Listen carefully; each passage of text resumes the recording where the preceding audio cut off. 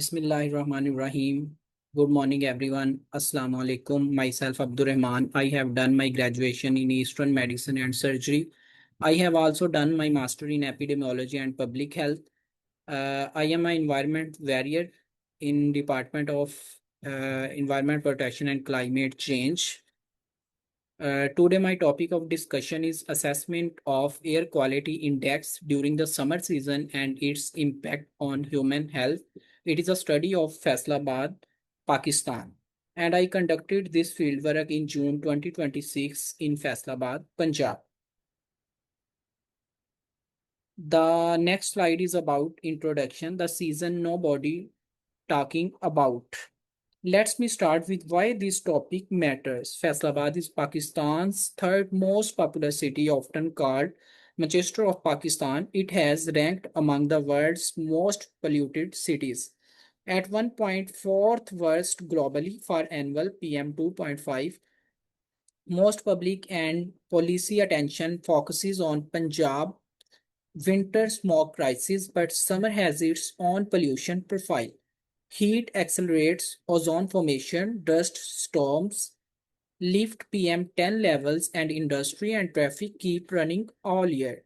So, this project asks a simple question: what does summer air quality in Faisalabad actually look like, and what is it doing to people? Now, we talk about its objectives. I set five objectives.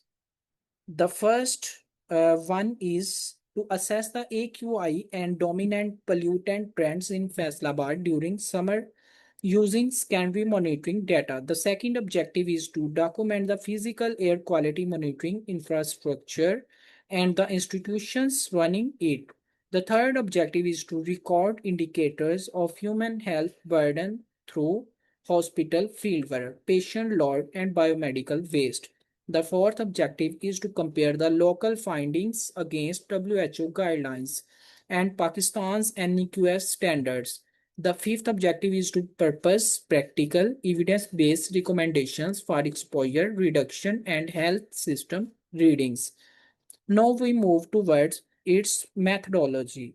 This was a mixed methods, field-based study, descriptive and exploratory, combining primary fieldwork with secondary quantitative data. It's important to note this was not designed to prove statistically causally.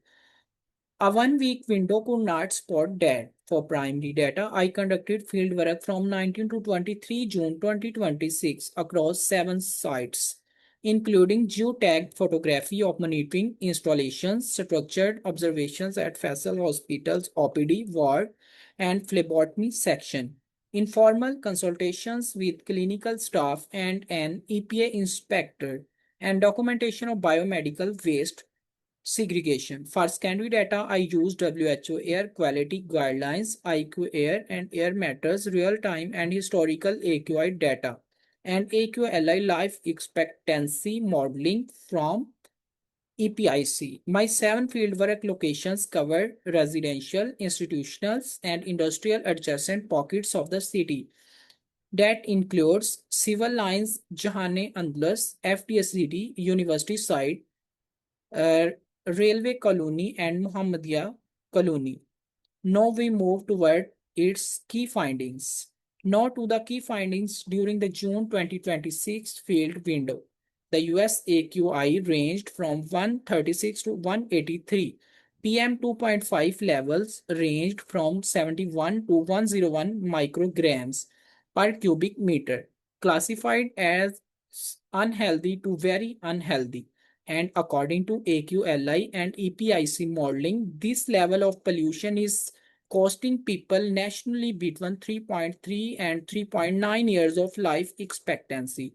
Now we move towards its key findings hospital fieldwork. Beyond the numbers, I also observed the human impact directly. On 19 June 2026, at Faisal Hospital, the OPD waiting area was completely full, spanning children to the elderly, exactly the groups the little identifies as most vulnerable. The inpatient ward was in active use, and staff described a steady flow of respiratory and cardiovascular cases.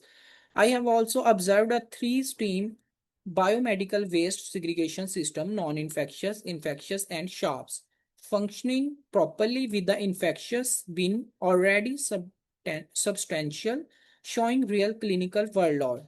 Additionally, an active EPIC urban unit sensor plus multiple private IQ air monitors show a growing, though still uncoordinated local monitoring ecosystem. Now we move towards recommendations.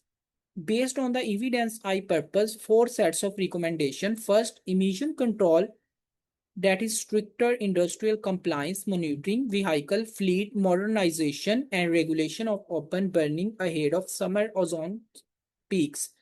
Second, monitoring infrastructure, expanding the EPIC urban unit sensor network, launching a public real-time AQI dashboard, and linking sensor data to hospital admissions.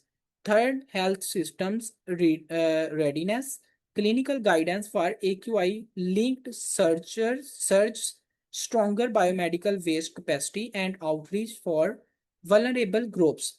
Fourth, public awareness and policy actionable AQI communication through SMS, media, signage, folding summer air quality into Punjab's seasonal calendar and better cross-department coordination. Now we move to our reflections. I want to close with a few personal reflections. Numbers become real in a hospital waiting room. Seeing a full OPD made the AQI figures feel far less abstract than any chart could. Fieldwork also has real limits, 1 week observational methods, no diagnostic patient survey. So my findings are indicative, not statistically representative. I also learned that coordinating across environment, healthy, and city government is where local evidence is hardest and most needed to translate into action. Professionally, this project bridged my clinical background and public health training and reinforced why I want to pursue environmental epidemiology further. Thank you so much. Thank you all for your attention. I am Abdul Rahman and I would be happy to take any question or discuss this further. Okay, Allah Hafiz.